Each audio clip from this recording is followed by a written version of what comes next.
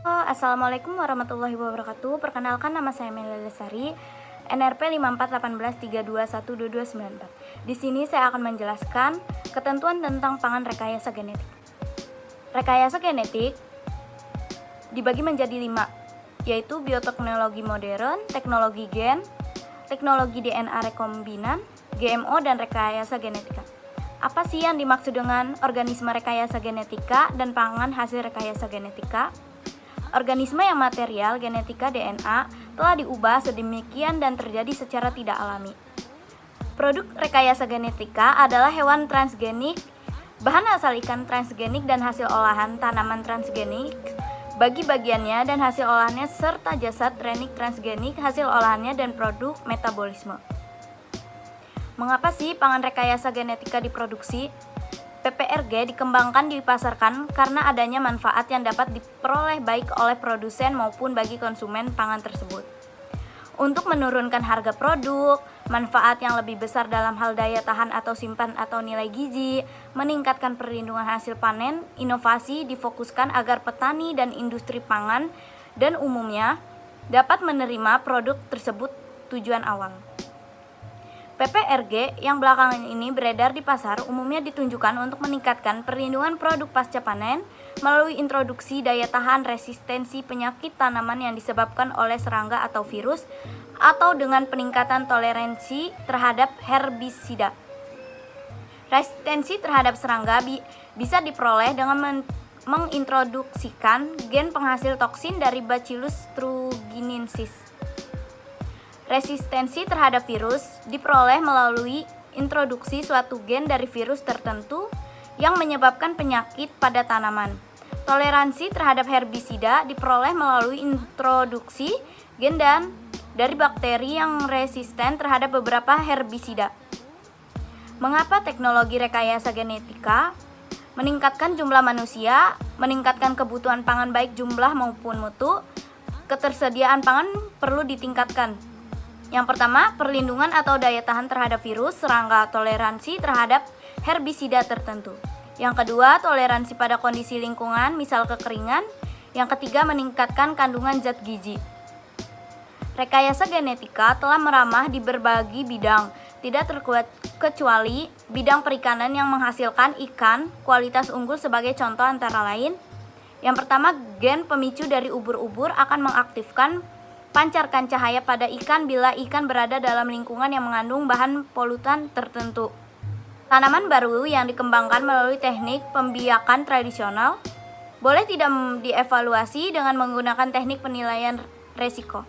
Tetapi untuk PRG, pemerintah berpendapat bahwa penilaian khusus diperlukan.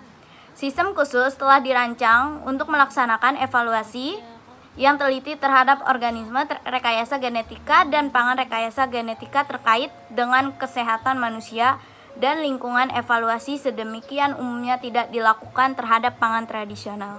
Mengapa regulasi penting? Masyarakat harus dilindungi, pangan sebagai kebutuhan dasar manusia harus aman, bermutu, dan bergizi.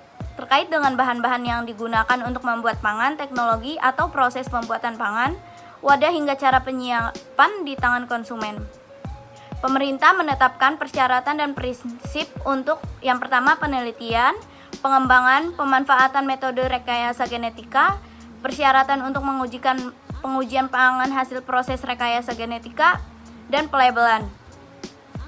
Pengkajian keamanan pangan hasil rekayasa genetika, yang pertama, efek langsung terhadap kesehatan, yang kedua, cenderung untuk menyebabkan reaksi alergi, yang ketiga, komponen spesifik yang diduga mempunyai nilai gizi atau sifat toksik, yang keempat, stabilitas dan gen yang disiapkan, yang kelima, efek nutrisi terkait dengan modifikasi genetik.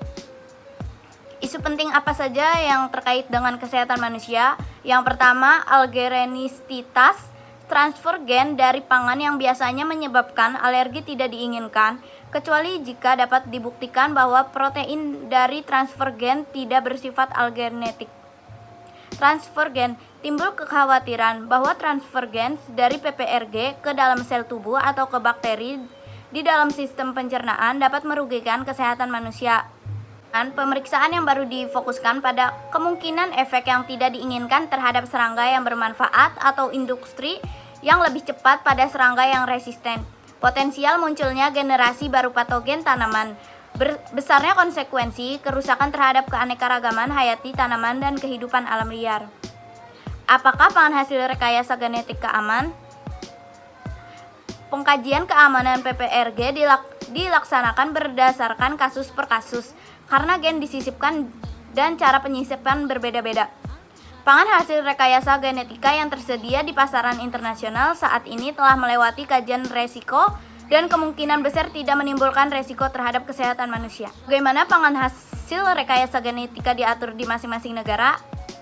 Jenis pangan hasil rekayasa genetika yang ada di pasaran internasional saat ini adalah dirancang dengan salah satu dari 3 sifat atau ciri dasar: resisten terhadap serangga perusak, resisten terhadap infeksi oleh virus, dan toleransi terhadap herbisida tertentu.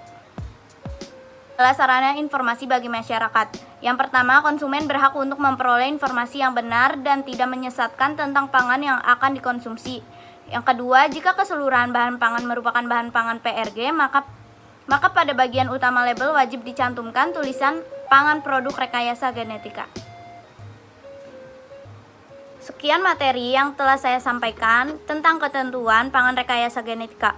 Kurang lebihnya mohon maaf. Wabillahi taufiq wal hidayah. Wassalamualaikum warahmatullahi wabarakatuh.